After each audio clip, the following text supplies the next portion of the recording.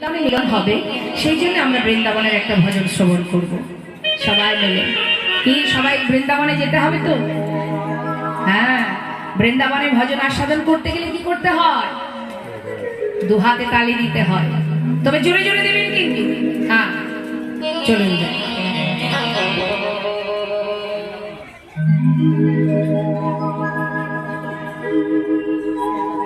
জনিতা জয় গৌর বৃন্দাবন ধাম পাপা अच्छा जपे जा राधे राधे